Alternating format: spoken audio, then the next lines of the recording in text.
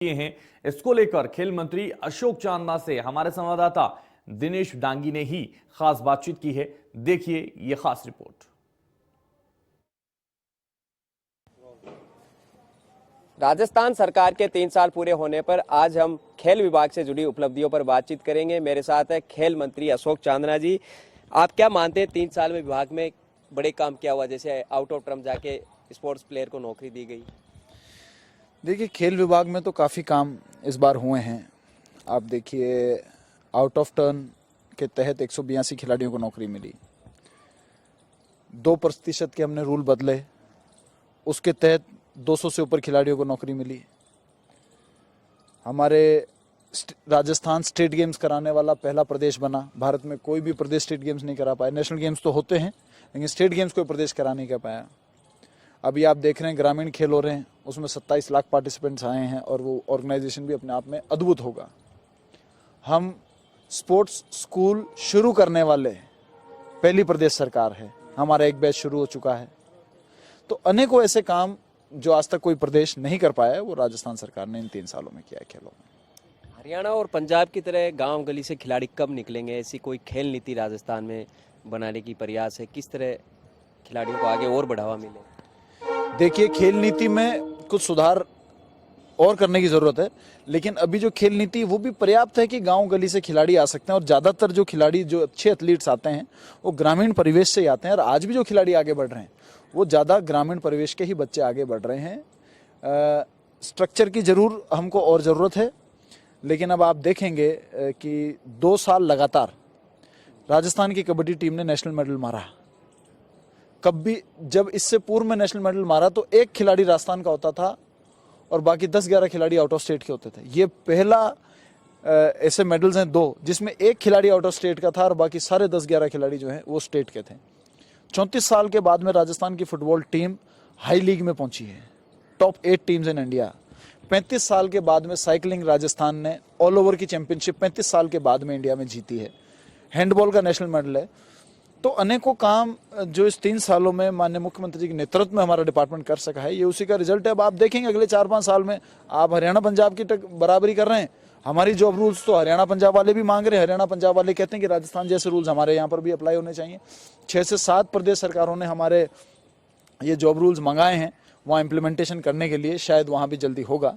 मैं दावे के साथ कह सकता हूँ कि इस कार्यकाल में जो काम हुए हैं, उसके तहत अगले 4-5 सालों में राजस्थान देश के सबसे अग्रणी प्रदेशों में होगा खेलों में। ओलंपिक से लेकर नेशनल लेवल के गेम में पदक जीतने वालों के लिए भी आपने राशि बढ़ाई है। ये मुख्यमंत्री जी का फैसला रहा, और इतना बड़ा फैसला हरियाणा जैसे बड़े बड़े प्रदेशों को टक्कर देने वाला। कहाँ पूर्व में ओलंपिक्स के गोल्ड मेडल को 50 लाख रुपए मिलते थे, उसको सीधा 3 करोड़ कर दिया, 6 गुना।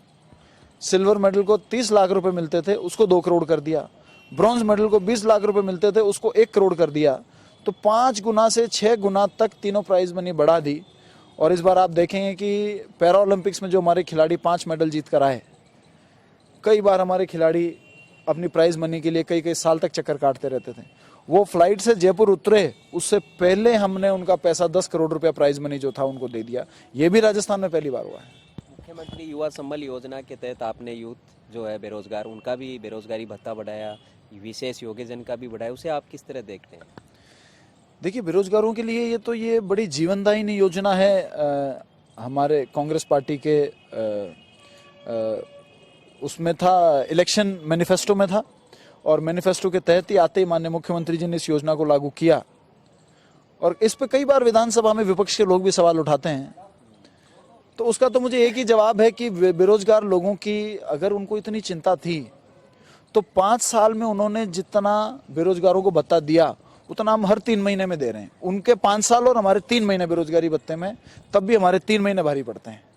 तो मैं समझता हूँ कि इसमें अद्भुत काम हुआ है। और उनके समय में 1 लाख पर कैप था कि 1 लाख से ज़्यादा बेरोजगारों को भत्ता नहीं दिया जाएगा। मुख्यमंत्री जी ने आते उसको 1,60,000 किया। भत्ता तो बढ़ाया 600-700 से सीधा 3,000 3,500 किया। लेकिन कितने लोगों को मिलेगा, उसकी भी मात्रा 1 लाख से बढ़ाकर 1,60,000 करी। और इस साल पिछले बजट में 2 लाख कर दिए। तो अब 2 लाख तक बेरोजगारों को ये भत्ता मिलेगा, और भत्ता भी 3-3.5 की जगह 4 और 4,500 मिलेगा। स्किल्स ट्रेनिंग प्रोग्राम से जुड़ा डिपार्टमेंट महकमा भी आपका पास है, उसको आप क्या उसकी उपलब्धियां मानते हैं? देखिए, हमारे सरकार बनने से पहले केवल स्कूल के फॉलोआउट्स के लिए ही हमारे स्टेट स्कीम्स में प्रोग्राम्स थे।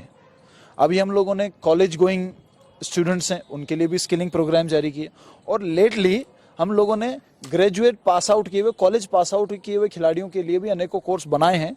तो कोई भी बेरोजगार, चाहे वो स्कूल फॉलो आउट है, चाहे वो कॉलेज फॉलो आउट है, चाहे वो कॉलेज पास आउट है, किसी भी कैटेगरी का आदमी है, उसको ट्रेनिंग का पूरा अधिकार है। और हमने ये नई योजनाओं के तहत सभी उम्र के बेरोजगारों के लिए ये सौगात आई है। सर, आखिरी सवाल है, आपने जिस तरह आउट ऑफ टर्न जाकर लोगों को नौकरी दी, यानी डे टू डे खुद आपने तनाव लेकर फाइल को ट्रैक किया, अब खेल मंत्री राजस्थान को खेल के सेक्टर में क्या योगदान चाहते हैं? आप चाहते हैं कि इन 2 सालों में ये तो होना ही चाहिए जिसके लिए आप फिर तनाव लेंगे? देखिए, बहुत बड़ा तनाव वैसे हमको तनाव होता नहीं है, क्योंकि मुख्यमंत्री जी की एक आदत है। डेमोक्रेसी की एक अलग नहीं, स्टाइल नहीं, है। वो कोई बात नहीं, वो तो बड़े काम के लिए अपनी अपनी हर्डल्स होती हैं और उसकी आदत इंसान को डाल लेनी चाहिए। लेकिन मुख्यमंत्री जी का एक एटीट्यूड खेलों के प्रति मैंने देखा है कि आप सही बात सही तरीके से रख दो, फिर स्काई इज द लिमिट। मतलब उसके ऊपर कोई कैप नहीं है, कितना पैसा लगेगा, कैसे आयोजन होगा, क्या, उसके ऊपर कोई कैप नहीं है। बट आपकी सही बात रखो और सही तरीके से रखो। अब देखिए, ग्रामीण खेल का बजट कभी किसी राजस्थान सरकार ने आयोजन में 50 लाख तक खर्च नहीं किए। मुख्यमंत्री जी ने 40 करोड़ रुपए आयोजन में खर्च करने के लिए दे दिए। कि जिस काम में आज तक 50 लाख नहीं लगा, उसमें मुख्यमंत्री जी को प्रोग्राम समझ में आया, और ग्रामीण इलाके के लाखों लोग, इसमें 27 लाख लोग पार्टिसिपेट करेंगे। 40 करोड़ रुपए मुख्यमंत्री जी ने दे दिए। स्पोर्ट्स स्कूल की मंजूरी उन्होंने दे दी। तो खेलों के लिए मैं समझता हूं कि कोई कमी नहीं है। और आने वाले 2 सालों में खेल विभाग को, खेल प्रेमियों को, खिलाड़ियों को विश्वास दिलाना चाहता हूं, वो काम जो रह गए हैं। और मैंने कहा, एक काम के लिए हमको तकलीफ तो नहीं होगी, लेकिन काम बहुत करना पड़ेगा। हमारी इच्छा है कि क्रीड़ा परिषद से खेल डायरेक्टरेट बने, खेल विभाग बने, ताकि इसमें number of coaches, number of trainers, number of staff बहुत ज़्यादा हो जाए, और सुचारू रूप से हमारी जो प्रेजेंटेशन है वो ब्लॉक स्तर तक भी जाए खेल विभाग की। इसके ऊपर हम लोग काम करेंगे। खेल और खिलाड़ियों को लगातार सरकार बढ़ावा देती रहेगी और उनके विकास में कोई कोर कसर नहीं छोड़ेगी, और आगे भी किस तरह हम ज़्यादा से ज़्यादा मेडल जीतें, इसके लिए एक्सपर्ट तैयार किए जाएंगे, ये कहना है खेल मंत्री अशोक चांदना का। कैमरा पर्सन तनु शर्मा के साथ दिनेश डांगी, इंडिया न्यूज़, जयपुर।